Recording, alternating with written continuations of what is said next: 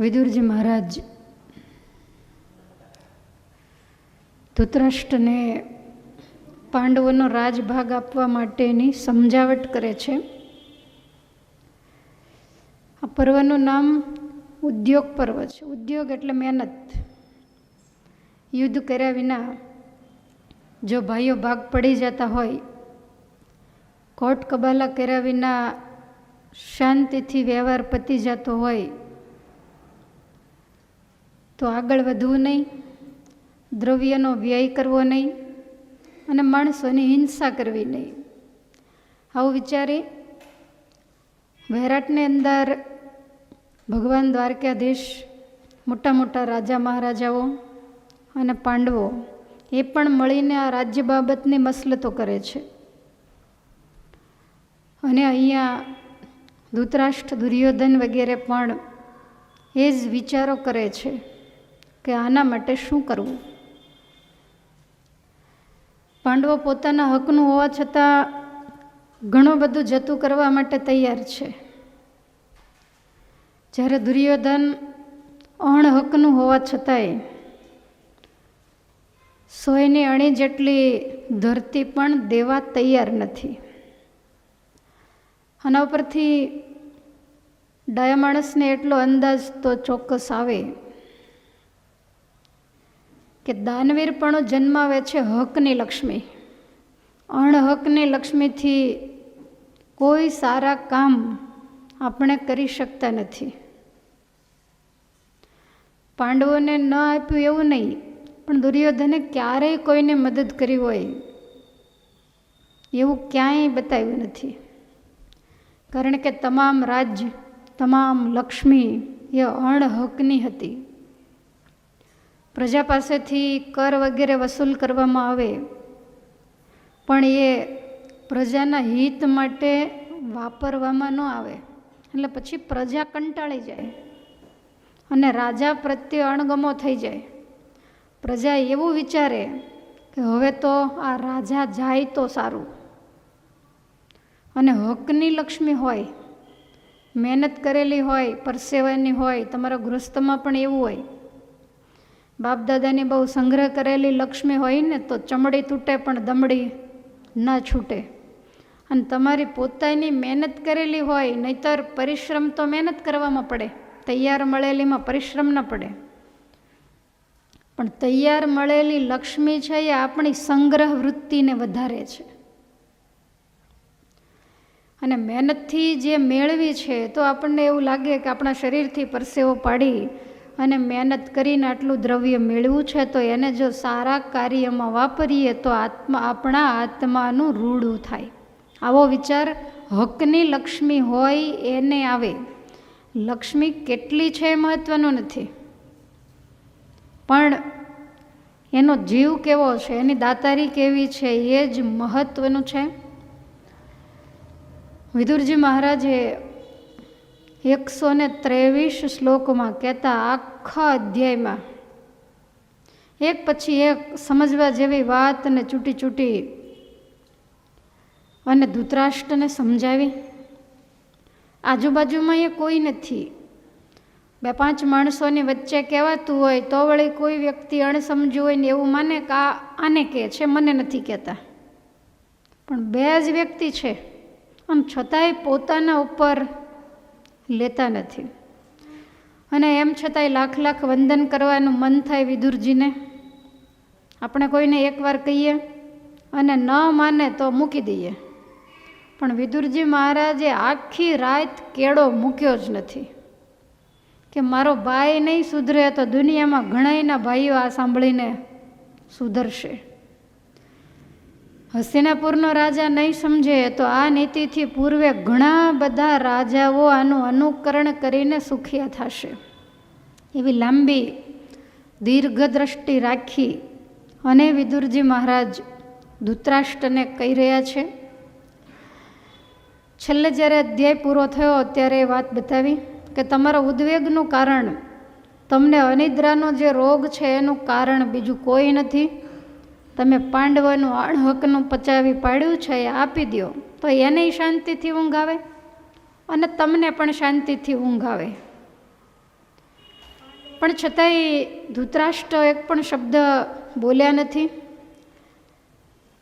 વિદુરજી મૌન બેઠા છે અને એ વખતે ધૃતરાષ્ટ્રએ વળી પાછું વિદુરજીને કહ્યું છે કે હે વિદુર, હજી મને અશાંતિ છે, માટે હજી કાંઈક મને આગળ સંભળાવો. બીજા અધ્યાયની શુભ શરૂઆત કરતા વિદુરજીના શબ્દોને બ્રહ્માનંદ સ્વામી નીતિ પ્રકાશની અંદર નોંધે છે. ધૃતરાષ્ટ્ર વિદુરજીને એવું કહે છે કે રાજા કહત જરત મમ અંગા નિષદિન ચિંતા અગ્નિ પ્રસંગા જેહી કરી કે હોવત મમ શાંતિ ભય અરુષોક મિટત દિલ ભ્રાંતિ ऐसे वचन कहो कुरुवीरा जो ते टरत सकल मोय पीरा धर्म अर्थ में अधिक प्रवीणा कहो यथार्थ न्याय आधीना तुम मोकु शिक्षा प्रिय दीजे बुद्धि युक्त कुशल मम कीजे. ધૃતરાષ્ટ્ર કહે છે કે વિદુર, રાત્રિ દિવસ ચિંતાના અગ્નિથી મારા શરીરમાં જલન થયા કરે છે, એકની એક જ વાત, જેથી કરીને મારા અંતરની અંદર શાંતિ થાય, મારો ભય, મારો શોક વગેરે દૂર થાય અને મારી ભ્રાંતિ મટે. ખબર છે ધૃતરાષ્ટ્રને કે હું ડગલા દુઃખને માર્ગે ભરું છું અને સુખની આશા રાખું છું, એ માત્ર અને માત્ર મારી ભ્રાંતિ છે. કોઈ માણસ ઝેરનો કટોરો પી અને પોતાનું ક્ષેમ કુશળ ઈચ્છે એવું ક્યારેય પણ બને જ નહીં. એને ખબર જ છે કે એ પોતે જે કાર્ય કરી રહ્યા છે એ જ કાર્ય પોતાના દુઃખનું કારણ છે. એના જ પાપ એ પોતાના દુઃખનું કારણ છે. દરેક માણસ માટે આ ન્યાય છે. રાંક હોય કે રાજા હોય, આબાલ વૃદ્ધ, સ્ત્રી પુરુષ, કોઈ પણ હોય, કોઈ પણ માણસ કોઈ પણ કારણથી અંદર પીડાતો હોય, કહેવાય નહીં સેવાય નહીં એવી પરિસ્થિતિ હોય, તો એ કોઈ બીજાના કર્મે કરીને નથી પીડાતો.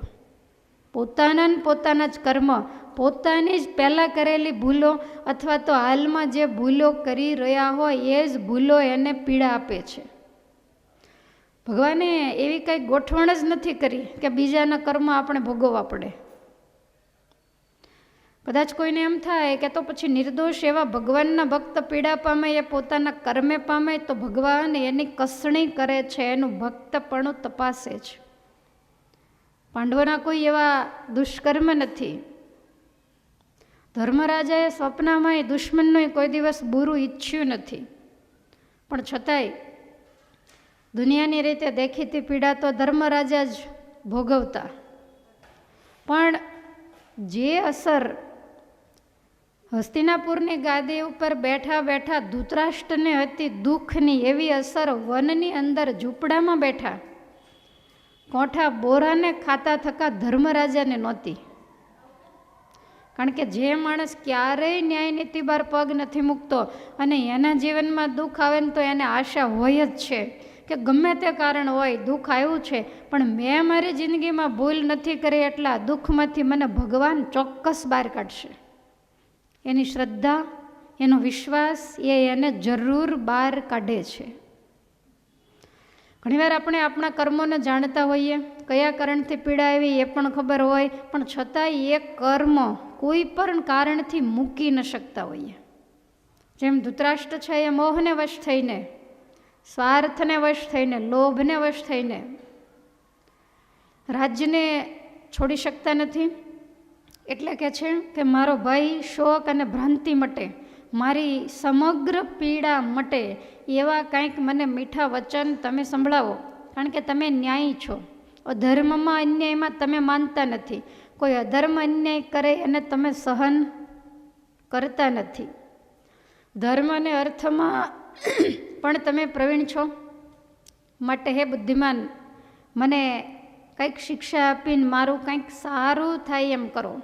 અને એ એવું સારું કરજો. હું એવું નથી કહેતો કે મારું એકનું જ સારું થાય, બંનેનું લખ્યું છે કે પાંડવોને માટે પણ જે અમૃત સમાન હોય અને જેની અંદર કૌરવોનું પણ હિત હોય, તો એવી હિતકારી વાણી બોલો. અત્યાર સુધી શું બોલ્યા? બેયનું હિત થાય એવું જ બોલ્યા. ઘણીવાર કેવું થાય કે સામેવાળી વ્યક્તિ આપણું હિત થાય એવું જ કહેતી હોય, પણ આપણે ધૃતરાષ્ટ્રની જેમ બુદ્ધિ બેડ મારી ગઈ હોય એટલે આપણને એવું લાગે કે આ એક તરફી ખેંચે છે, આ મારો પક્ષ લેતા નથી. બાકી બંનેના હિતમાં જ કહેતા હોય. કોઈ એકનો પક્ષ લે તો બેયનું હિત ક્યારેય ન થાય. પણ આપણને સમજાય નહીં ત્યારે ધૃતરાષ્ટ્રને યાદ કરવા કે કંઈક મારા જીવનમાં આવું તો નથી થયું ને. તમે રાજનીતિ જાણો છો એટલે તમારા વચનમાં મને અતિશય પ્રીતિ છે, અને મને એક એ પણ બીક છે. કઈ? તો કે આગળ જે પાપ થવાના છે અને પૂર્વે જે મેં પાપ કર્યા છે એ સાંભળી આવ્યા ને એટલે મારું મન બહુ દુઃખી. કારણ કે આગળ પાપ થવાના જ. આટલો મોટો નર સંહાર થશે, લાખો સ્ત્રીઓ, લાખો બાળકો રજળી પડશે, કેટલાય રજવાડાઓ રજળી પડશે આ યુદ્ધના પ્રભાવે. એક જ વ્યક્તિ ખાલી એમ કે પાંડવોને એનું ઇન્દ્રપ્રસ્થ આપી દો એટલે બધું જ પૂરું થઈ જાય. અરે ઇન્દ્રપ્રસ્થ નહીં, પાંડવો તો 5 ગામ લેવા પણ 42,000માંથી ખાલી 5 જ ઓછા કરવાના કીધું. પણ છતાંય આ મોહ જ્યારે છૂટ્યો નહીં, કંઈક પૂર્વના પાપ આડા આવ્યા હશે એટલે ધૃતરાષ્ટ્રને મનમાં આ પડતી નથી. જો સમજે છે બધું, જે સમજે નહીં ને દુઃખી થાય એનો આપણને હરખશોક ન હોય કે ભાઈ આનામાં સમજણ જ નથી, આ તો પાગલ માણસ છે. પણ બધું સમજે અને દુઃખી થાય ને એના હરખશોક હોય ને એની જ કથાઓ લખાય. મારું મન અતિશય વ્યાકુળ છે ને એટલા માટે હું તમને પૂછું છું. વિદુરજી કે તમે શું પૂછો છો એ મને કહો. પહેલાં તો તમે જે પૂછ્યું એ બધું મેં તમને કહી દીધું. હવે તમારે શું પ્રશ્ન છે? અને એ વખતે ધૃતરાષ્ટ્ર કહે છે કે મારો એનો એ જ પ્રશ્ન છે. પાંડુ પુત્ર યુધિષ્ઠિર રાજા તાકે કહા કરન મમ કાજા તેહી અંતર આશય કહો મોકુ જીતની ખબર હોય પ્રિય તોકુ. બીજું મારે આજ કાંઈ સાંભળવાની ઈચ્છા નથી. એક જ વસ્તુ સાંભળવી. શું? તો કે યુધિષ્ઠિરે શું નિર્ણય લીધો હશે? સંજયે મને કીધું નથી અને કાલ એ રાજસભામાં કહેવાનો છે. મને લાગે છે કે 8 અધ્યાયમાં તમારે મોઢે થઈ જશે, મારે નહીં. પણ આને નથી સમજાતું. તો યુધિષ્ઠિરને શું કરવાની ઈચ્છા છે, એનો આશય કેવો છે, તમને ખબર હોય એટલું કયો. વિદુરજી કહે છે પણ મોટા ભાઈ સંજય તમને મળીને ગયો છે. સંજયની સાથે વૈરાટમાં જે સમાચાર મોકલ્યા એ તમે મોકલ્યા છે, મને કાંઈ તમે એમાં બોલાવ્યો નથી. જ્યારે દ્રુપદ રાજાનો દૂત આવ્યો, એના પુરોહિત સમાચાર લઈને આવ્યા કે રાજભાગ આપી દો, ત્યારે જે ચર્ચા કરવી તે તમે બધાએ અંદરો અંદર કરી છે, મને તમે કાંઈ પૂછ્યું નથી. તો પછી પાંડવોનો આશય એ બંને દૂતોના સમાચાર દ્વારા હું જાણતો હોઉં કે તમે જાણતા હો, અને છતાંય તમે મને પૂછો છો. ત્યારે ધૃતરાષ્ટ્ર કહે છે કે તમારે પહેલેથી ન્યાયનીતિ તરફ ઢળતો ઢાળો વધારે, અને મને પણ ખબર છે કે પાંડવો જેવી ન્યાયનીતિ ક્યાંય નથી. એટલે પાંડવોને જે કાંઈ કામ કરવું હોય ને તમને પૂછીને કરે. મારો દુર્યોધન તમને કાંઈ એ તો મને નથી પૂછતો, એમાં તમને તો ક્યાંથી પૂછે? એનો મામો જે નિર્ણય આપે એ પ્રમાણે ચાલે છે. માટે તમારે કંઈક ધર્મરાજાની સાથે ચર્ચાઓ થઈ હોય ને એનો આશય જો તમે જાણતા હો તો હે વિદુર, મારે સવાર પડે એવું નથી, અત્યારે ને અત્યારે જ તમે મને કહી દો. ત્યારે વિદુરજીને મનમાં એમ થયું કે એનો એ ડોઝ હજી પાછો એક દેવો પડશે, કારણ કે આને 3જા 4થા સ્ટેજ ઉપર પહોંચી ગયું છે, એટલે એક ડોઝથી તો કાંઈ થશે નહીં. અને એનું જો સારું થતું હોય, હું તો રાજ્યનો મંત્રી છું, રાજાનું ભલું થાય. કોઈ પણ રાજા રાજ્ય ઉપર હોય, પણ રાજાનું ભલું થાય, રાજ્યનું ભલું થાય, પ્રજાનું ભલું થાય એવા હિતના શબ્દ કહેવાય એ મંત્રીની ફરજ છે. પછી રાજગાદી ઉપર એ મંત્રીનો દુશ્મન કેમ ના બેઠો હોય, પણ છતાંય વાત તો પ્રજાનું હિત થાય એવી જ કહેવાય. એટલે એને કડવું લાગશે છતાંય મારે કહેવું જ જોશે, અને કડવું છતાંય સત્ય કહેનારા વક્તાય દુર્લભ છે, અને કડવું છતાંય સત્યને સાંભળનારા એવા શ્રોતાઓ પણ દુર્લભ છે. વિદુરજી મહારાજ કહે છે કે ભાઈ, તો આગળ હું તમને સંભળાવું છું, એને બરોબર સાંભળો.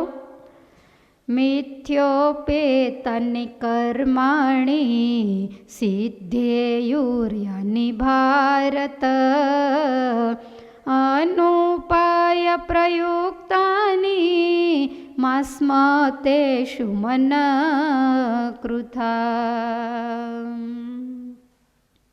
કોઈ પણ કામ કપટ અને દગો કરવાથી સિદ્ધ થતું હોય ને, તો એ મોટા ભાઈ એ ડાયો માણસ ન કરે. દૂધ છે એ માણસને માટે 32 કોઠામાં દીવા કરે એવું છે. શરીરનું પોષક છે, એમાંય સાકર હોય, એમાંય કેસર ઘૂંટેલું હોય, તો એ દૂધ અતિશય પૌષ્ટિક છે. પણ એ દૂધની અંદર જો ઝેર બળેલું હોય તો એ જીવલેણ છે. તમારા માટે હસ્તિનાપુરની ગાદી બહુ સારી છે, પણ કૂડ કપટ દગા વગેરે કરીને તમે જે બધું પચાવી પાડવા માગો છો, પાંડવોને પાછા પાડી દેવા, એને છેતરવા, એવી જે તમારામાં ભાવના છે એ ઝેર જેવું છે. બાકી હસ્તિનાપુર તો દૂધ જેવું જ છે, પણ એમાં ઝેરનું મિશ્રણ તો હે રાજન તમે કર્યું છે. માટે ખરેખર તમારે આ ન કરવું જોઈએ. તમે દુર્યોધન માટે નિષ્કંટક રાજ્યને જો ઈચ્છતા હો, તો મને એવું લાગે છે કે તમારે પાંડવોને 5 ગામડા દેવા જોઈએ. આપ્યા વિના તો બધું કેમ સારું થાય? 2 ભાઈઓ ભેગા રહેતા હોય, પંચને બોલાવે કે અમારે ભાગ પાડવા છે, એટલે પંચ પૂછે કેટલી મિલકત છે, કેટલા પ્લોટ છે, કેટલી જમીન છે, કેટલા મકાન છે, વગેરે વગેરે. એટલે જે હોય એ બધાએ રજૂ કરે, આટલું સોનું વગેરે છે. પછી એમાં ડાચા બળીઓ ભાઈ હોય એમ કે તમે વેચી દો, પણ એક પણ વસ્તુમાં હું એને ભાગ દેવાનો નથી, તો વેચવું કેમ? બધું જ જો પોતે પચાવી પાડે તો પહેલાને દેવું શું? આ એના જેવું ધૃતરાષ્ટ્ર કરે છે. સુખી થવું છે, સારી રીતે એના દીકરાને રાજ આપવું છે, પણ એમાંથી એક પણ ગામડું ઓછું નથી કરવું, કાંઈ જતું નથી કરવું. આપણામાંથી ભાગ આપવાનો હોય તો સમજ્યા, પણ કોકનું પચાવી પાડેલું છે એમાંથી પણ કાંઈ દેવું નથી. તો વિદુરજી કહે છે કે ભાઈ, તમે કાંઈ આપશો નહીં તો સમાધાન ક્યારેય નહીં થાય. કોઈ પણ કામ કરતાં પહેલાં બહુ લાંબુ વિચારી એના આયોજન કરવા જોઈએ. કઈ રીતે સમાધાન કરવું એ પહેલાં નક્કી કરવું જોઈએ. બધાએ પંચ બેસે પછી નક્કી ન થાય. આપણો શું વિચાર છે એ આપણે પંચની સામે રજૂ કરવો જોઈએ, અને અનુભવીઓને પૂછવું જોઈએ. તમે અંદરો અંદર જ બધાએ નક્કી કરો એ પ્રમાણે નિર્ણય ક્યારેય ન થાય. અને કોઈ પણ કામ હોય એને ક્યારેય વેગમાં આવીને કરી ન નાખવું, એ કામ, એ નિર્ણય એ આપણું બગાડે છે. પછી આ રાજ્યની વાત હોય, તમારે કોઈ પણ ધંધા, બિઝનેસ, કામકાજ કાંઈ પણ હોય, તો આપણા વડીલો હોય, આપણા હિતેચ્છુઓ હોય, એની સલાહ લઈને કરવું. અનુભવીને પૂછવાથી એ કામ સફળ થાય. ઓછા ખર્ચે પ્રસંગ શોભી ઉઠે. માટે કોઈને પૂછવું તો પડે, કોઈકના નિર્ણય લેવા પડે. હું મંત્રી છું, પણ છતાંય તમે કોઈ અગત્યના નિર્ણય હજી સુધી મને નથી પૂછ્યા, ભીષ્મદાદાને નથી પૂછ્યા, દ્રોણાચાર્યને નથી પૂછ્યા, કૃપાચાર્યને નથી પૂછ્યા. તો આ રાજ્યની અંદર પાંડવોને બાદ કરતા આ 4 જ સત્યા પુરુષો છે. બીજા કોણ સારી સલાહ આપે એવા છે? બીજા તો પેલા 105 છે, એ બધાય એવા ને એવા જ છે. માટે જો તમારે કામની અંદર સફળતા મેળવવી હોય તો હું તમને અમુક વાતો સંભળાવું છું, તમને મનાય તો માનજો એમ કહી અને વિદુરજી બતાવે છે કે અનુબંધન અપેક્ષેત સાનુબંધેષુ કર્મસુ સંપ્રદાર્ય ચ કુર્વીત ન વેગેન સમાચરેત. હે રાજન, કોઈ પણ પ્રકારના આવેશમાં આવીને મોટું કાર્ય અથવા તો સાહસ ક્યારેય ન કરી નાખવું. કોઈ પણ માણસને સત્તા મળે, સંપત્તિ મળે, રાજ મળે એટલે મન ફાવે એમ વર્તવાની છૂટ એને શાસ્ત્રોએ ક્યારેય નથી આપી. અને છતાંય જો એમ વર્તે તો પ્રજા બળવો કરે અને સત્તાને ઉથલાવી નાખે. આ તો પહેલેથી જ નિયમ છે. માટે ક્યારેય પણ ઉતાવળિયા ન થવું. શિક્ષાપત્રીના 36મા શ્લોકમાં ભગવાન શ્રી હરિએ બતાવ્યું કે કાર્યમ ન સહસા કિંચિત કાર્યો ધર્મસ્તુ સત્વરમ. વ્યવહારિક કાર્યએ ક્યારેય ઉતાવળે ન કરવું અને ધર્મના કાર્યમાં ક્યારેય પણ ઢીલ ન કરવી. જ્યારે માણસને આના કરતાં ઉલટી ગંગા જ હોય છે. ધર્મના કામમાં કથા કરવાનું નક્કી કર્યું હોય તો એમને એમ ગુજરી જાય, પછી પાછળ એના છોકરાને કરવી હોય તો કરે. અને વ્યવહારિક કોઈ પણ કામ હોય તો એ વ્યાજે લાવીને પણ કરે છે. માટે વ્યવહારિક કાર્ય વિચારીને કરવું. વળી વ્યવહારિક કાર્ય વિચારીને કરવું એનો મતલબ કે એમાં અમુક કાર્ય એવા હોય કે એમાં અતિ દીર્ઘસૂત્રી પણ ન થવું. દીકરા દીકરીના સગપણ કરવાના હોય તો એમાં દીર્ઘસૂત્રી પણ ન ચાલે. એમાં આપણને એમ થાય કે જોતા જોતા થઈ જશે, એમ સામે ચાલીને ન થાય. ક્યાંક પૂછપરછ કોઈ સગા સંબંધીઓ વગેરેને કહેવું પડે. અત્યારના નિયમ પ્રમાણે બાયોડેટા વગેરે મોકલવા પડે. તો આપણે કાંઈ બધા એવા સર્વ સદગુણે સંપન્ન ન હોય કે કીધા ભેગા કોઈ ચાંદલો કરી જાય. તો ઘણું બધું જોવું પડે. આપણે ખાનદાની હોય એમ સામેવાળા નહીં હોય જ, એ પણ 100 ગરણે ગાળીને જ પીતા હોય. એટલે એમાં દીર્ઘસૂત્રીપણું નહીં, સમયસર થાય તો એ સમાજમાં વધારે યોગ્ય રહે. વળી કંઈક આપણા મકાનને લગતી જ બાજુની અંદર જમીન વેચાતી હોય, ઘણા સમયથી આપણને લેવાની ઈચ્છા હોય, આપણી પાસે રૂપિયાની સગવડ પણ હોય, અને જો એમાં ઉતાવળ ન રાખે ને 6-12 મહિના કાઢી નાખે તો ભાવ 3 ગણા થઈ જાય. એટલે એમાં પછી દીર્ઘસૂત્રીપણું નહીં કરવું. આ વ્યવહાર છે. માટે જ્યાં ઉતાવળ કરવી ઘટે ત્યાં ઉતાવળ કરવી, અને જ્યાં વિચારવું ઘટે ત્યાં વિચારવું. ક્યાંય છોકરાઓને તમારે એડમિશન વગેરે મેડિકલોમાં લેવાનું હોય તો તમને એમ થાય કે બધાય ફોર્મ ભરી દે, પછી આપણે નિરાતે કોઈ તમારી વાટે બેસે નહીં. એટલે તમે ટાઈમ ટુ ટાઈમ 4-5 જગ્યાએ ભરી દો, ત્યારે એક જગ્યાએ માંડ નંબર આવે. એટલે એમાંય પણ આજકાલ એવી રીતે ન ચાલે. વિદુરજી મહારાજ કહે છે કે હે રાજન, ન રાજ્યમ પ્રાપ્તિમિત્યેવ વર્તિતવ્યમ સાંપ્રતમ શ્રિયં યવિનયો હન્તિ જરારૂપમિવોત્તમમ.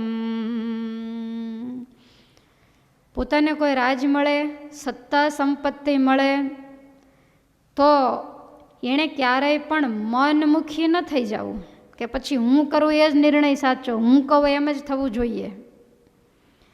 અને જો એવી રીતે કરે તો મેળવેલું નાશ પામે. કેવી રીતે નાશ પામે? તો કે જેવી રીતે વૃદ્ધા અવસ્થા આવીને રૂપનો નાશ કરે, એમ જે માણસ મનમુખી થાય, એનું રાજ હોય, સંપત્તિ હોય, સમાજની અંદર આબરૂ વગેરે હોય, એ બધું નાશ પામે. જ્યારે 20-22 વર્ષની ઉંમર હોય ત્યારે ફૂલડા જેવું રૂડું રૂપાળું મોઢું હોય, માથે કાળા ભમર જેવા વાળ હોય, હસે ત્યાં આખી દાડમની કળીઓ જેવી 32 દેખાતી હોય, ખૂબ સરસ મજાનું આમ સામો પ્રકાશ ફેંકે એવું રૂપ હોય, પણ એ યુવાનીમાં હોય, પછી મરતા સુધી ન હોય. ધીમે ધીમે ધીમે કરતાં જેમ ઉંમર થાય તેમ તેમ બધા સ્પેર પાર્ટ નબળા પડતા જાય. અને આના ક્યાંય બીજા ગેરેજ એવા નથી કે નવા નખાય, અને કદાચ નવા નાખે તો પહેલાં જેવા તો નહીં જ. આપણે જવા ને ચોકઠા નખાવીએ છીએ, કોકની હારે વાત કરવા જઈએ, ઉધરસ ખાવા જઈએ તો એકાતું ડગલું બારું નીકળી જાય. અને પહેલું તમે ગમે એમ કરો, ઠાકોરજીના જડેલા કોઈ દી નીકળ્યા? એને તો ડૉક્ટરો અસ્ત્ર શસ્ત્ર લઈને બહાર કાઢે ત્યારે થાય. આ તો કુદરતની કરામત છે. એટલે કોઈ પણ પ્રકારનું અભિમાન કે ઉદ્ધતાઈ સારી નથી. યુવાનીનું રૂપ છે એ ધીમે ધીમે બદલવા માંડે.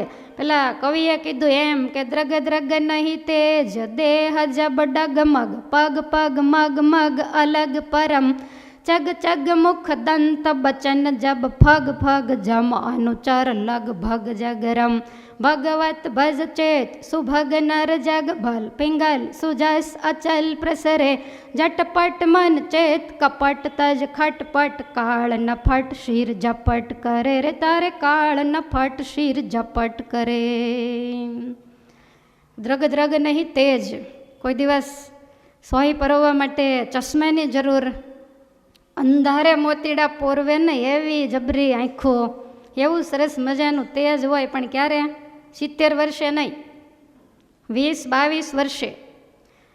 પછી દ્રગ દ્રગ નહીં તેજ એવું થઈ જાય. પછી દેહ જબ ડગમગ, ચાલતા ચાલતા ડગમગાટ થાય, ધ્રુજારી આવે, અચાનક ક્યાંકથી ટેકો લેવો પડે. અને પગ પગ મગ મગ અલગ પરમ. પગ છે ને એ રસ્તામાં એક આમ પડે તો બીજો, બે પગ પછી લેવલમાં પડતા નથી. ચગ ચગ મુખ દંત, એટલે એક પછી એક હલી હલીને બધું નીકળી જાય. અને પછી શું થાય તો કે બચન જબ ફગ ફગ, બોલવાનું હોય કાંઈ ને બોલાઈ જાય કાંઈ, શબ્દો ફગી જાય. અને એ વખતે શું સમજવાનું તો કે જમ અનુચર લગભગ જગરમ. હવે યમદૂત કંઈક આવવાની તૈયારી કરતા હોય એવો લાગે છે. તો પછી ભગવત ભજ ચેત સુભગ નર જગ ભલ, તારા ભલા માટે ભગવાનનું ભજન કરી લે. અને આટલી નિશાનીઓ દેખાય એટલે તું ચેતી જા, તો બીજાનું સારું કર્યું કે ન કર્યું પણ તારું આત્મકલ્યાણ થઈ જાય.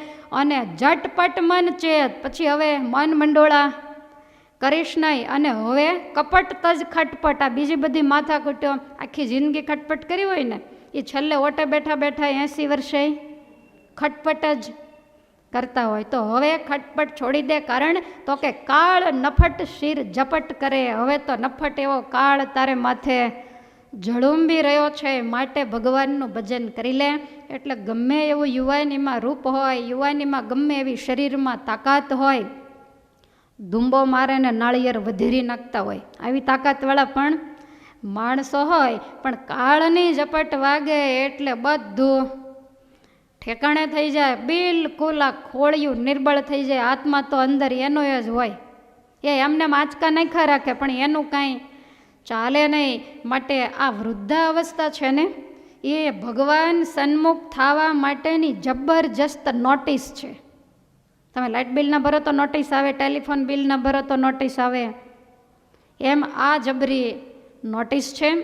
માટે એ વખતે તમામ વાસનાઓ, તમામ આશા તૃષ્ણા એને તોડી અને ભગવાનમય બની જાવું. પછી શું કરવાનું તો કે જ્યાં ત્યાં માથા નહીં મારવાના, પોતાના આત્મકલ્યાણના જ વિચારો કરવાના. મોટા મોટા રાજા મહારાજાઓ પણ રજવાડાઓને મૂકી સમય થયો એટલે ઘર છોડી છોડીને પરમાત્માનું ભજન કરવા આત્મકલ્યાણ માટે ગયા છે. જ્યાં સુધી એણે રાજ કર્યું, જ્યાં સુધી એની ફરજ હતી, ત્યાં સુધી એણે પ્રજાનું કલ્યાણ કર્યું. અને જ્યારે એ ઘર છોડીને જાય ત્યારે આત્મકલ્યાણ માટે જાય. તો મારે ક્યાં મોટું રજવાડું છે, મારે ક્યાં કાંઈ મૂકી દેવું છે, 3 ટાણા ગરમ ગરમ જમવાનું તો મળવાનું જ છે. માટે હવે હું પરમાત્માનું ભજન કરી લઉં એવું વિચારી વિચારીને વૃત્તિને વૈરાગ્ય તરફ વળાય, રાગમાંથી એને પાછી વળાય. સારી સારી જમવા વગેરેની સુગંધો આવતી હોય તો પછી એ 70 વર્ષે એણે નસકોરા ફૂલાવાય એ બરોબર નહીં. એણે પછી વૃત્તિને પાછી વાળવાની હોય. તો વિદુરજી મહારાજ કહે છે કે હે રાજન, જેમ વૃદ્ધાવસ્થા રૂપનો નાશ કરે એમ ઉદ્ધતાઈ છે ને એ સંપત્તિનો નાશ કરે છે. કુબેર પુત્રોને તો ઉદ્ધતાઈ હોય, કારણ કે એના પિતા જેટલું રૂપિયાવાળો દેવોનો એક ખજાનચી કહેવાય કુબેર. હવે એના દીકરાઓને તો કેટલો પાવર હોય, તો મણિગ્રીવ અને નળ કુબેર એ બંનેએ જો ભૂલ કરી અને ઉદ્ધતાઈ રાખી, નારદજીનું અપમાન કર્યું, તો એણે કરી અને કુબેરના દીકરા હતા તોય શાપનો ભોગ બન્યા. અને વર્ષોના વર્ષો કહેતા દેવતાઓના 100 વર્ષ સુધી જળ દેહના જાળમાં નાખી દીધા, આપણા 100 વર્ષ નહીં. એટલે ગમે તેવો હોય પણ છતાંય ઉદ્ધતાઈ કરે છે, એનો દંડ એને કુદરત આજ નહીં તો કાલ જરૂર આપે છે. વળી હે બંધુ, વડીલો હોય તો એણે પણ પોતાથી નાના હોય પણ બુદ્ધિશાળી હોય, તમારા દીકરા અને તમારા શાળા જેવા નહીં, કંઈક બુદ્ધિશાળી હોય તો એમને પૂછી અને એમણે પણ કામ કરવું. પછી મોટાના હાથમાં વ્યવહાર આવી ગયો એટલે પછી એણે અક્કડ જ થઈ જાવ ને ઉદ્ધત થઈ જવું એમય નહીં. તમે વડીલ છો, તમારા દીકરાઓ 22-25 વર્ષના છે, હોશિયાર છે, બુદ્ધિશાળી છે, ભણેલા ગણેલા છે, છતાંય હજી ભલે તમે એને વ્યવહાર નથી સોંપ્યો પણ કાંઈક એવા નિર્ણય લેવા હોય તો ભાઈઓ હોય, દીકરાઓ હોય, એને પૂછીને નિર્ણય કરો અને પછી છેવટે કદાચ ભલે એને સમજાવીને તમે તમારું ધાર્યું કરો. પણ જો તમે એને પૂછો તો બધાય રાજી થાય ને તમને એ કામમાં બધાય મદદ કરે. એકલા કરો તો અમુક તો ભાઈઓમાં એવાય હોય કે ઈર્ષા કરે, બગડે તો સારું, એકલો દોડે છે તો. એટલે પૂછીને કરીએ તો સારું, અને બધાને પૂછીએ એમાં કાંઈ હે ભાઈ આપણે નાના થઈ જતા નથી. ભગવાન રઘુનાથજી જેવું કોણ નીતિ પ્રવીણ હતું, પણ છતાંય કોઈ પણ કાર્ય કરવું હોય તો ભગવાને જાતે નિર્ણય ક્યારેય પણ લીધો નથી. એના ડાયા પ્રધાનો વિભીષણાદિ કરુણા પ્રધાન, વજ્રાંગને અંગદ બુદ્ધિમાન ઇત્યાદિની રામ સલાહ લેતા, પોતે હતા તો બહુ નીતિ વેતા. પૂછી કરેલું કદી ખોટું થાય, તો દોષ સૌને શિરતે જણાય. તે એકની ભૂલ જનો ન ભાખે, ઈચ્છા હરીની ગણી શાંતિ રાખે. એમને ક્યાં કોઈને પૂછવાની જરૂર હતી, પણ છતાંય વિભીષણ હોય, અંગદ હોય, વજ્રાંગ કહેતા હનુમાનજી હોય, તો કોઈ પણ નિર્ણય લેવાના હોય તો એમને પૂછીને જ લેતા. વનમાં પણ સીતાજીની ખોજ માટે શું કરશો, જેને ભ્રકુટીના વિલાસમાં અનંતકોટી બ્રહ્માંડો ઉત્પન્ન થાય ને નાશ પામે, ચપટી વગાડે તો લંકાનું ડગલું દરિયામાં ઉડી જાય, પણ છતાંય બધાને પૂછી મનુષ્ય લોકમાં આવ્યા તો એ રીતે વર્તતા. ભગવાન શ્રી કૃષ્ણ પણ કોઈ અગત્યનું કામ હોય તો ઉદ્ધવાદિક સચિવોનો સલાહ નિર્ણય વગેરે લેતા. ભગવાન રાજસભાની અંદર બેઠા હતા અને એ વખતે મગધ દેશમાંથી એક દૂત મોકલ્યો. ગિરિવ્રજની અંદર કેદ પૂરેલા 20,000 રાજાઓએ, જેને જરાસંધે કેદ પૂરેલા, અને એ પત્ર હજી જ્યાં વાંચે ત્યાં નારદજી આવ્યા, તમારા ફઈના દીકરા રાજસુ યજ્ઞ કરે છે માટે આમંત્રણ છે.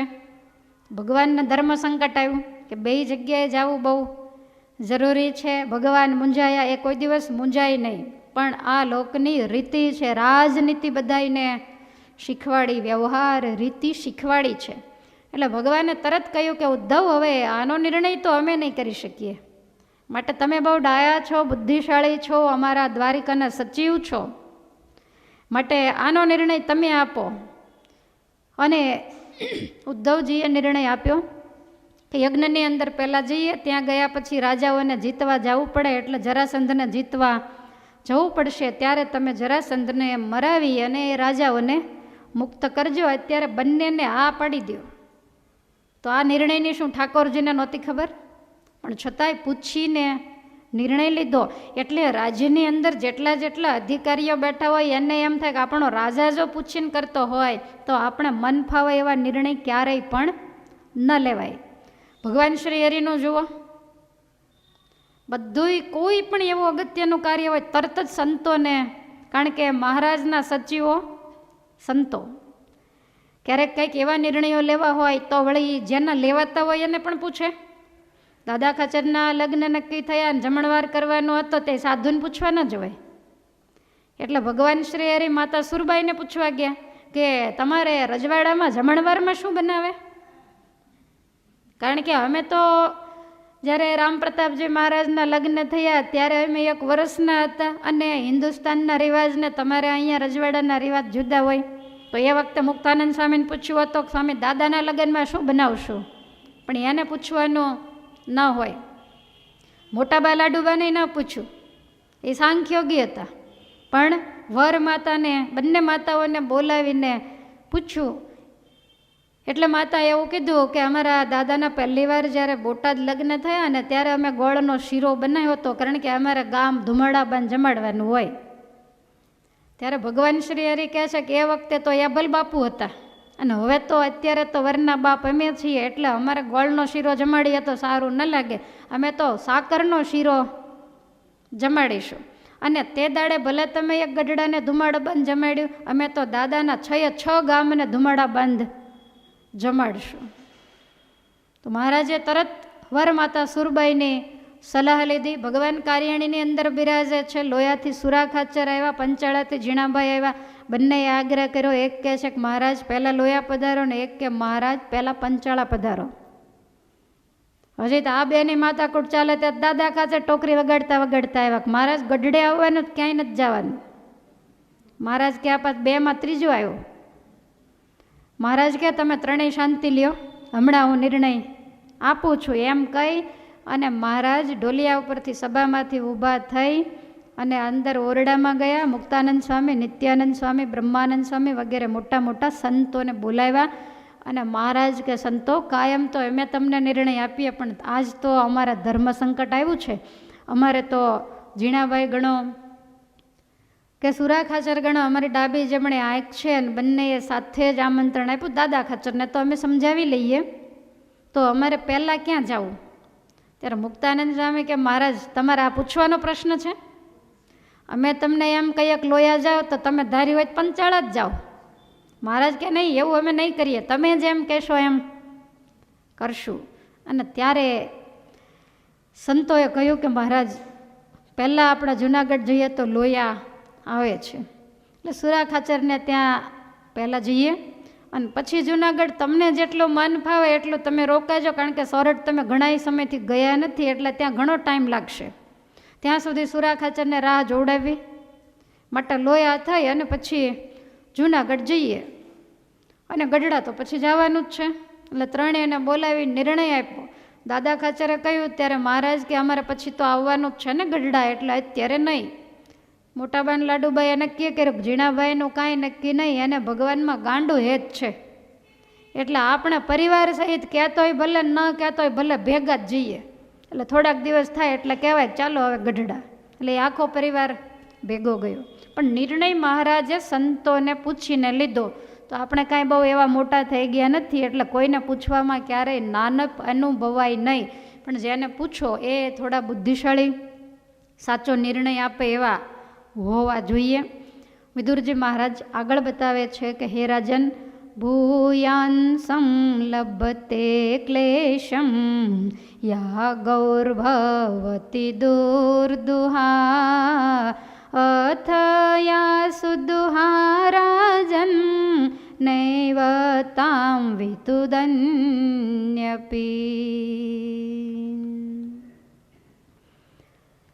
સરસ મજાનો વિદુરજી દાખલો આપે છે કે જે ગાય મહાપરાયણે દોવા દે એને માર પડે છે, પણ જે ગાય સારી રીતે દોવા દે તો એને કોઈ આંગળીએ અડાડતું નથી. તમને ખ્યાલ હશે, અમુક ગાયો હોય તો એ પગ ઊંચા કર્યા કરે, માથા આમ તેમ કર્યા કરે, તો એના પગ સાથે પેલી દોરી કંઈક બાંધવામાં આવે એટલે પગ ઊંચા નીચે ન કરે. પણ છતાંય ગણાઈને એવી ઠેકડા મારવાની ટેવ હોય તો પછી ગાય દોવે ને ત્યારે એક માણસ લાકડી લઈ અને ગાયના મોઢા પાસે એને દબાવે, આમ લાકડી બતાવે એટલે પેલી છાની મની ઊભી રહે. બાકી દૂધ તો જે લેવાના છે એ લેવાના જ છે. સીધી રીતે દે તો કાંઈ વાંધો નહીં, અને જો સીધી રીતે ન દે તો એને લાકડી પડે પણ ખરી. એવી જ રીતે હે ભાઈ, તપાવા વિના જો લોઢું વળી જાય તો એને કોઈ તપાવતું નથી. તો એવી રીતે ગૃહસ્થ છે એ પણ જેમ જેમ સંપત્તિ વધારે મળતી જાય એમ રાજભાગ સંપત્તિ પ્રમાણે જો આપી દે તો એને કોઈ પ્રકારનો દંડ ભોગવવો પડતો નથી, પણ જો ન આપે તો એને દંડ ભોગવવો પડે છે. રાજભાગ એટલે શું? તો અત્યારે ટેક્સ વગેરે ભરાતું હોય તો લગભગ માણસ ટેક્સ ચોરી કરવામાં વધારે માને છે. પછી લાઇટ બિલો આવતા હોય તો વીજળી ચોરી કરવામાં પણ વધારે માને છે. આમ શિક્ષાપત્રી પૂરેપૂરી પાળે, પણ આમાં થોડી થોડી લોપે, કારણ કે લાલચ અને લોભ બહુ જબરા છે. ઘણા ઘેર લેટ વગેરે માંડીને બેઠા હોય, 2-3 ઘંટીઓ માંડીને બેઠા હોય, તો એ લોકો એવું વિચારે કે લાઇટ બિલ ભરીએ તો ભેગું ક્યાં જ થાય, પણ તમે જોજો હજી એને ભેગું નહીં થયું હોય. કોઈનો બહાર ન રાખે મુરારી. જેમ વ્યાજ સહિત આપે ને એમ વ્યાજ સહિત લઈ પણ લે છે. મોટા મોટા કારખાનાઓ ચાલતા હોય, 50-50 ઘંટીઓ ચાલતી હોય, એક દિવસ બંધ રાખે, એક દિવસ ચાલુ રાખે. કદાચ ગવર્મેન્ટને ખબર નથી, પણ આ મોટી ગવર્મેન્ટને તો બધી જ ખબર છે. અને પછી પોઝિશન શું થાય કે લાઇટ બિલ તો તમે ઓછું ભર્યું એટલે તમે રાજી થયા કે કંઈ વાંધો નહીં, આટલા પૈસા બચી ગયા. પણ ડાયમંડ બજારની અંદર ખિસ્સામાંથી કોક એકાદું પડીકું કાઢી જાય એટલે સમજી લેવાનું કે વ્યાજ સહિત ગયું. એવી જ રીતે ખેડૂત હોય, કપાસ ઘરની અંદર આવ્યો હોય તો વજન વધારવા માટે ઉપર બોલો પાણી છાંટતા હોય. મેં તો જોયું નથી, સાંભળ્યું છે એટલે કહું છું. એટલે તમને એમ થાય કે જે 5 મણ વજન વધારે પૂર્યો, તે અત્યારે તો કેટલો બધો કપાસનો ભાવ છે, એટલા રૂપિયા વધારે આવે. ઘણી મહેનત કરી છે, એમાં કંઈ વાંધો નહીં, એમ પોચા જાતે ને જાતે બધો નિર્ણય લઈ લેતા હોય. અને પછી એ કપાસને વેચવા જાય, વેચે, પૈસા આવે, માર્કેટમાંથી આવતા પાછળથી કોઈક બ્લેડ મારી જાય, પૈસા લઈ જાય. એટલે વ્યાજ સહિત ઘણાને આવું બનેલું છે, ગીરદીમાં ખિસ્સામાંથી ગયેલા છે. અને ઘણીવાર એવું પણ બને કે પાણી છાંટવાનો ઈરાદો હોય જ, પણ વેચવાનું હોય ત્યારે છંટાય, અગાઉ તો છટાય નહીં. તો ઠાકોરજી આનો ઈરાદો સાંભળીને છોકરા રમતા રમતા કંઈક, એટલે જેટલું પાણી છાંટવાના હોય ને એટલું ઠાકોરજી સગે વગે કરી લે, પછી આરામથી પાણી છાંટીને વેચો, એનો કાંઈ વાંધો નહીં. એટલે યાદ રાખજો કે ભગવાન એનો ભાગ ગમે તેમ કરો, પાતળમાં જતા રહો કે આકાશમાં ઉડીને જાઓ, પણ ઠાકોરજી એનું લીધા વગર ક્યારેય પણ રહેતા નથી. માટે આવી લાઇટની ચોરીઓ વગેરે ક્યારેય ઘરમાં પેલા મીટરો બંધ રાખતા. મીટર બંધ રાખનારા કેટલા કરોડપતિ, આંગળી ઊંચી કરશો. મીટર બંધ રાખવાથી કરોડપતિ ક્યારેય ન થવાય. લાઇટો ઓછી બાળો. આપણે આવડું મોટું મંદિર છે તો જરૂર વગરની લાઇટો ક્યારેય પણ, ઠાકોરજીને તો હમણાં 10 દિવસ વળી સિંહાસનમાં જે લહેર છે ને તે એક પણ લાઇટ ન હોય, કારણ કે જરૂર જ ન હોય તો શા માટે કરવી. દર્શન કરવા માટે આવે, થોડું અંધારું થાય ત્યારે લાઇટ કરીએ, કારણ કે એ લાઇટ બિલ છે એ સત્સંગ સમાજ ભરે છે. હરિકૃષ્ણ મહારાજ ભરે તો એને કોણ દે છે? સત્સંગ સમાજ એને આપે છે. તો એને બિચારાને ઘરના લાઇટ બિલ ભરવામાં પૂરું ન પડતું હોય ને એ જો મહારાજને દેતા હોય તો પછી સાધુ સંતો હોય, મંદિરમાં આવનારા હરિભક્તો હોય, એણે કંટ્રોલ રાખવો જ જોઈએ. હા, ઉનાળા હોય તો આપણે પંખા ફરજિયાત ચાલુ રાખતા હોઈએ છીએ, કારણ કે ઠાકોરજીને ગરમી ન થાય એના માટે બધું હોય. પણ કારણ વગરનો તમારી માથે બહુ મોટો ફક્સ હોય, અત્યારે તો મૂંઝવણ હોય, એટલી બધી લાઇટ જ્યારે બળતી હોય ત્યારે આપણને મૂંઝવણ થાય. એટલે એવી જરૂર ન હોય એવી વસ્તુ તમારે ઘરમાં, દેવ મંદિરમાં ક્યારેય કોઈ પણ પ્રકારનો બગાડ ન કરવો. તો આવી રીતે રાજભાગ જો પ્રજા ન આપે તો દંડ મળે, ને રાજાએ પછી એમાંથી પ્રજાહિતના કાર્ય ન કરે તો એ રાજાનો પણ, એના રાજ્યનો પણ નાશ થાય છે. માટે તમામ રૈયતે સરળતાથી કાયદા કાનૂનોનું પાલન કરવું જ જોઈએ, નહીંતર દંડ ભોગવવો જ પડે. ટ્રાફિકના નિયમો ન પાળો તો તરત દંડ આવે કે નહીં? ઠાકોરજીને એમ થાય કે હવે આટલું નાનું કર્મ છે એ ચોપડે ક્યાં લખવું, અહીંયા ને અહીંયા જ બધું સગે વગે કરી નાખીએ. એટલે ક્યારેય પણ આવું અણહકનું લેવાનું. આપણને તો ધૃતરાષ્ટ્રનું સાંભળીને બહુ હસવું આવતું, કાણે જ બધું અણહકનું ભેગું કર્યું, પણ આપણે આવી ઘણી વખત ભૂલ્યો થઈ જતી હોય છે રૂપિયાવાળા થવા માટે. તમે વિચારો, દૂધની અંદર પાણી નાખ્યા, આજ કોણ કરોડપતિ છે? એનાથી કરોડપતિ થવાય? એનાથી રૂપિયાવાળા થવાય? ક્યારેય નહીં. દૂધનો દૂધમાં, પાણીનો પાણીમાં જ જાય. કોઈ ખેડૂતના ખેતરની અંદર સરસ મજાનો મરચીનો પાક થયેલો, મોટા મોટા મુઠ્ઠી ફાટે એવા મરચાં. હવે એમાં કોઈ દાનત ખરો માણસ જ્યાં હોય ત્યાં જ્યાં મળે ત્યાંથી હકનું લઈ લેવું આવી જાય ને ભૂરી દાનત. અને એ ત્યાંથી નીકળ્યો ને આમ જરાક ખેતરમાં જોયું તો નાની એવી પેલી ઝાંપલીઓ કરતા. ઝાંપલી ખોલીને અંદર ગયો તો ખેડૂત કંઈ હતો ને એટલે વિચાર કર્યો કે મરચાં બહુ સરસ છે, લેને લેતો જાઉં, જેના હોય એના લ્યો. આ માણસની દાનત. એટલે થેલો હશે હાથમાં, કંઈક જતો હશે એટલે માંડ્યો મરચાં વીણવા. અડધોક થેલો જ્યાં ભરાયો ત્યાં પાછળથી પેલો માલિક આવીને જોઈ ગયો, અજાણ્યો માણસ, એ વખતે રાજાશાહી. એટલે એણે જઈ અને પાછળથી સીધું જ કાંડો ચાલ્યો, કોણ છો તું, શું ઓળખાણ આપે? એટલે આણે કહ્યું કે પૂછ્યા વગરના તું મારા ખેતરમાંથી મરચાંની ચોરી કરે છે, માટે ચાલ રાજા પાસે.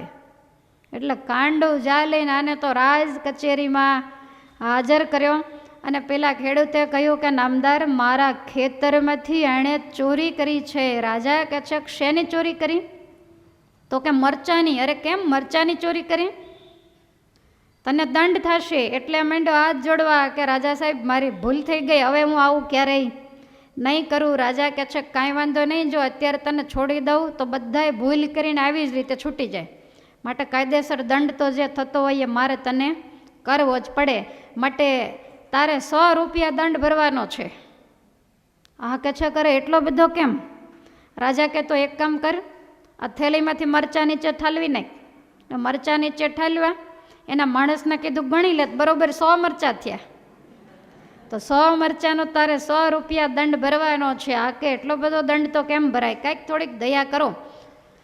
ત્યારે રાજા કહે છે કે એક કામ કર, 1 પણ રૂપિયો તારી પાસેથી હું નહીં લઉં, 100 મરચાં મારી સામે ઊભો ઊભો ખાઈ જા.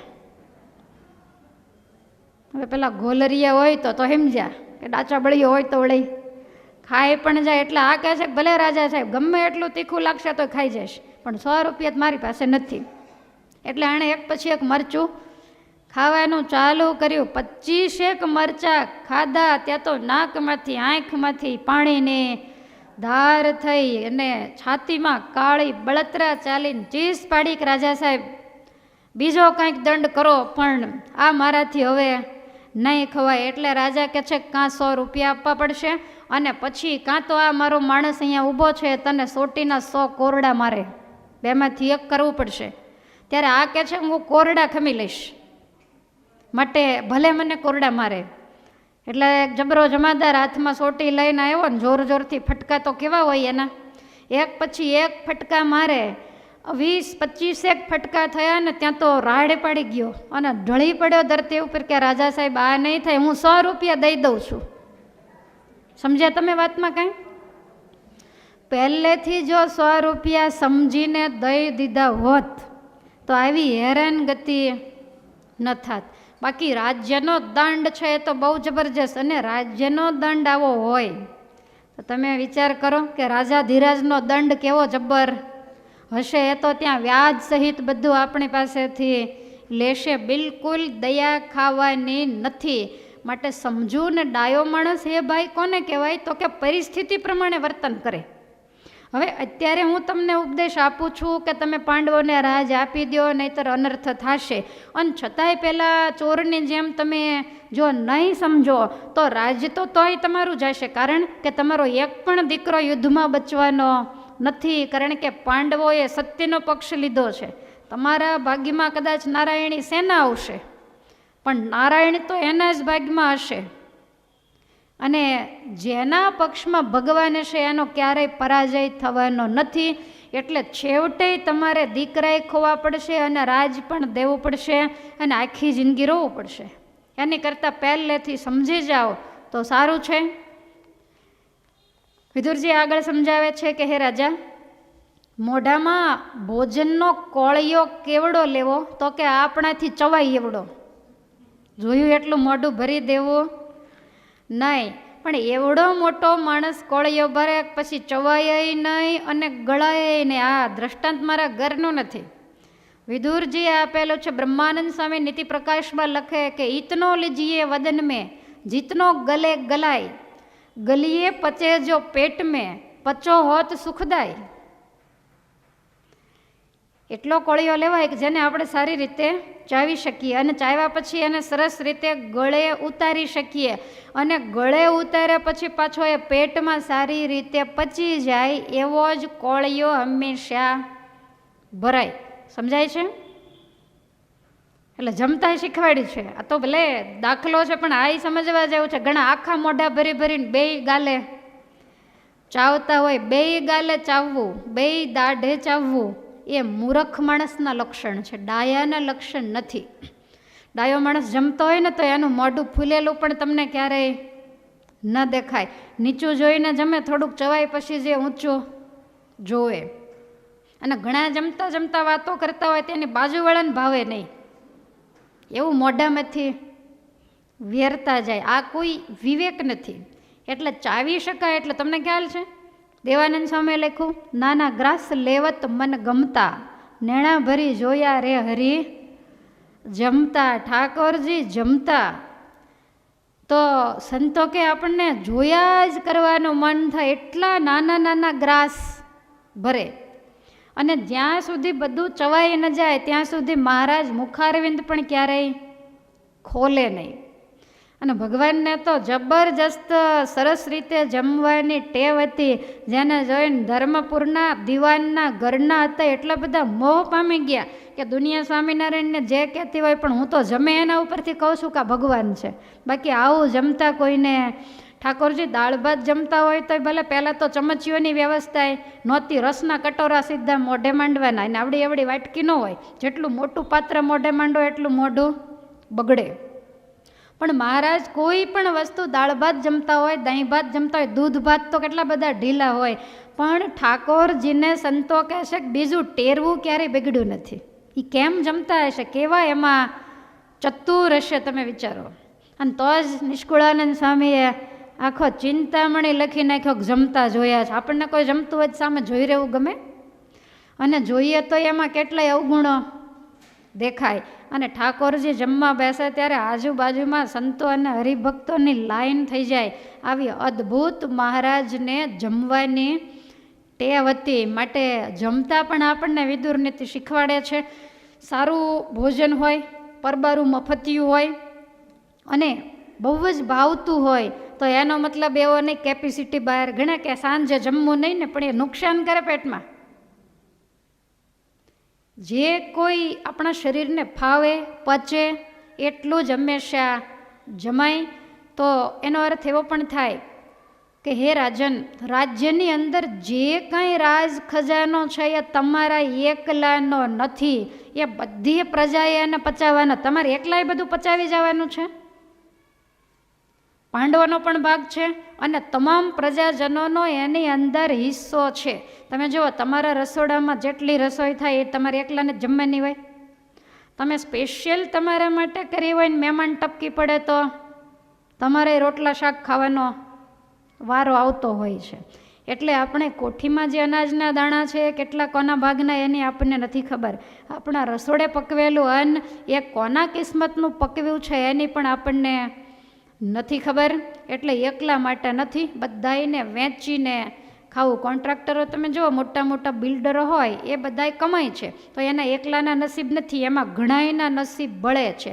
કડિયા હોય, સુતાર હોય, અરે 12થી 20માં માળે પાલક બાંધી બાંધીને પહેલાં બિચારા ગરીબ માણસો પ્લાસ્ટર કરતા હોય જીવના જોખમે. ભલે એમાં એની આજીવિકા ચાલતી હોય પણ છતાંય બધાયના નસીબ બળે ત્યારે કોન્ટ્રાક્ટરને 5 પૈસા મળતા હોય. બાકી કોન્ટ્રાક્ટરની તાકાત નથી કે 20માં માળે પાલખે ઊભો રહીને પ્લાસ્ટર કરી શકે. એટલે વિદુરજી કહે છે કે ભાઈ, વૃક્ષ ઉપરથી જો કાચા ફળ તોડી લઈએ તો એનો બીજય નાશ પામી જાય, એનો રસ નાશ પામે અને એ ફળનો સ્વાદ પણ નાશ પામે. બહુ ચોખ્ખી વાત છે કે ઝાડ ઉપર ફળ બહુ સારું છે, પણ એને કાચું કાચું જો તોડી લ્યો તો તમને સારો સ્વાદ પણ ન આવે. પછી કાચા ફળનું બી તમે વાવો તો ન ઉગે અને સ્વાદય ન આવે, એનો બી પણ ના ઉગે અને એ ખોટે ખોટું વ્યર્થ જાય. પણ એ જ ફળ જો પાકી જાય તો તમને સ્વાદ આવે, વળી એમાંથી બીજ નીકળે, એનાથી એની વંશવૃદ્ધિ થાય, બીજા વૃક્ષો એવા રસ અને કસદાર ઉગે અને એ જે ફળનું ઝાડ એનો ભવિષ્યમાં બધાને લાભ મળ્યા કરે, એમ પ્રજા પાસેથી ધન જે રાજા લે છે, કર લે છે, એ ભવિષ્યમાં નાશ ન પામે, પ્રજા પીડાય નહીં, એવી રીતે એની પાસેથી કર લેવાય. અને ધંધા વેપાર પણ આપણા દેશના રાજ્યના ભાંગી ન જાય એનું પણ ધ્યાન રાખવું પડે. અને હે રાજા, જે દેશના વેપારી સુખી હોય ને એ દેશની પ્રજા પણ સુખી અને સમૃદ્ધ રહેવાની. કારણ કે વેપારના કેન્દ્રો છે એ આપણા દેશની કરોડરજ્જુ છે. એ જો મજબૂત હશે તો બધું મજબૂત થશે. જ્યાં બધી વસ્તુ સસ્તી મળતી હોય, સારી મળતી હોય, જેટલી જોઈએ એટલા પ્રમાણમાં મળતી હોય તો એ દેશની પ્રગતિ છે. વળી બીક વગર મળતી હોય, મળ્યા પછી પણ કોઈ પ્રકારનો ભય ન હોય, બધાય શાંતિથી વાપરી શકતા હોય, બજારો મનગમતી વસ્તુઓથી ધમધમતી હોય, વળી ક્વોલિટી સારી હોય, ક્યારેય વસ્તુની તાણ ન પડતી હોય, વેપારીઓ પણ ભય વગર માલની આપ લે કરી શકતા હોય તો એ દેશની સમૃદ્ધિની નિશાની છે. પણ વાતની વાતમાં અનેક પ્રકારના પ્રશ્નો, અનેક મૂંઝવણો, વારે વારે હડતાલો પડે, દુકાનો બંધ થાય, માલ રજડી પડે, લોકો માલ વગરના, કામ વગરના બેકાર બની જાય, તો અનેક પ્રકારની રાજ્યમાં મુશ્કેલી આવે. માટે હે રાજન, જો પ્રજા સુખી હશે તો આપણે બધાય સુખી છીએ. તમારી પ્રજા અત્યારે સુખી છે કે નહીં એનો તમે તપાસ ક્યારેય કરો છો? તમારી પ્રજા તમારા વિશે, તમારા દીકરા વિશે શું બોલે છે એ તમે ક્યારેય વિચાર્યું? અને કદાચ ગુપ્તચરો દ્વારા તમે સાંભળતા જ હશો, પણ એનો કોઈ જવાબ નથી આપતા. કારણ કે અહીંયા હું કેટલાય ટાઈમથી કહું, મને જવાબ નથી આપ્યો, તો એને તમે જવાબ ક્યાંથી આપતા હશો? તમારા દીકરાથી પ્રજા ત્રાહિમામ પુકારી ગઈ છે. અને રાજા જ્યારે પ્રજાને પીડવા માંડે અને પ્રજા જો બળવો કરશે ને તો સત્તા પરિવર્તન થતા જરાય વાર નહીં લાગે. ગમે એવું તમારું મૂળિયા નાખી ગયેલું રાજ હશે તોય પ્રજા એને ઉથલાવી નાખશે. માટે હે મોટા ભાઈ, ઉદ્ધતાય સારી નથી. અભિમાનમાં ને અભિમાનમાં રાવણ, હિરણાક્ષ, હિરણાકશિપુ વગેરે બધાયના રજવાડા જતા રહ્યા છે. અને હે રાજા, મધમાખી જેમ થોડું થોડું બધાય ફૂલ ઉપરથી મધ લઈ અને મધ ભેગું કરે, પણ એ મધમાખી ક્યારેય ફૂલનો નાશ નથી કરતી. તમે જુઓ, મધમાખી ગુલાબના ફૂલ ઉપર બેસે અને ઈયળ બેસે, બેયમાં ફેર ખરો કંઈ? મધમાખી ફૂલને ઈજા પમાડ્યા વગર એવું સરસ મજાનું મીઠું મધુરો રસ એમાંથી ચૂસી લે. ફૂલ એવું ને એવું જ હોય. અને ઈયળ છે એ ફૂલને કોતરી ખાય અને પછી ફૂલ ઉપર પોતાની હગાર મૂકતી જાય. એ શું ઉપયોગી થઈ? એણે ફૂલનો પણ નાશ કર્યો. એવી જ રીતે સૂર્ય છે એ આકાશમાંથી જળ ખેંચે, પછી 1000 ગણું કરી અને દરિયામાંથી ખેંચે તો મીઠું મધ જેવું કરી અને આ લોકની અંદર પાછું પ્રજાને આપે છે. એમ રાજાએ પ્રજા પાસેથી કર લે પછી પ્રજાના ભલા માટે ઉપયોગ કરવો જોઈએ, પોતાના વૈભવ અને સુખ સગવડતા માટે નહીં. રાજાને સુખ સગવડ ને વૈભવ હોય પણ જેટલું આવે એટલું બધું પોતાના માટે જ વાપરી નાખવું એમ નહીં. પ્રજાનો જે ટેક્સ આવે, પ્રજાનો જે કર આવે એમાંથી પ્રજા માટે જૂના સમયની અંદર વાવ, કુવાઓ, ધર્મશાળાઓ, દવાખાનાઓ વગેરે બંધાવવામાં આવતું. યજ્ઞયાગાદિક પ્રજાના હિત માટે થતા. અત્યારે રસ્તાઓ હોય, વળી સ્કૂલો હોય, કોઈ સરકારી વસાહતો, આવાસો વગેરે હોય, તો આવું બધું ઘણું કરવાનું હોય. પહેલાંના સમયમાં શાસ્ત્રોએ એવો નિર્ણય આપેલો કે પ્રજાએ પોતાની આવકમાંથી 100% ભાગ રાજાના ખજાને જમા કરાવવો. તો પ્રજા મહેનત કરી અને પછી ગરીબ હોય કે તવંગર બધાએ 6ઠ્ઠો ભાગ કાઢવાનો. જેમ મહારાજે આપણને 10મો 20મો ભાગ કીધો છે એ રીતે 6ઠ્ઠો ભાગ એટલે તમારા 10મા ભાગ કરતાં ડબલ થાય. એ તો ખ્યાલ આવે ને? તો એટલો રાજ ખજાને જમા થતો હોય તો પછી રાજાએ અને બધાએ પોતાના પરિવારજનો સાથે કંઈ મોજ મજા કરવાની ન હોય, એણે વિચારવું જોઈએ. પછી એ બધું જે કર લીધેલો હોય તો જ્યારે દુષ્કાળ વગેરે પડે ત્યારે પાછી પ્રજા પીડાય, તો એ રાજ ખજાનેથી બધું જ દ્રવ્ય દેશ વિદેશોમાંથી અન્ય વગેરે મગાવી અને પ્રજા માટે વાપરવામાં આવે. રંતીદેવ રાજાની કથા સત્સંગ જીવનમાં છે કે 49 એને ઉપવાસ પડેલા ને એના રાજ્યની અંદર ઉપરા ઉપર 12 વર્ષ દુષ્કાળ પડે. તો રાજાએ એટલું બધું પ્રજા પાસેથી કર વગેરે લઈ અનાજનો સંગ્રહ કરેલો કે 4-5 વર્ષ સુધી આખા રાજ્યને અનાજની તાણ ન પડી. અને છેલ્લે જ્યારે અન્નની તાણ પડી ત્યારે રાજાએ પોતાના રસોડાની કોઠી પહેલાં ખાલી કરી નાખી કે મારી પ્રજા ભૂખી રહે તો પણ મારે જમાય નહીં. અને 49 જેને ઉપવાસ થયેલા ને છેલ્લે ભગવાને જ્યારે દર્શન આપ્યા ત્યારે એવું કહ્યું કે મારી પ્રજાનું તમામ દુઃખ હે ભગવાન મને આવે ને મારી પ્રજા કાયમને માટે સુખી રહે. આને પ્રજાનું પુત્રવત પાલન કર્યું કહેવાય.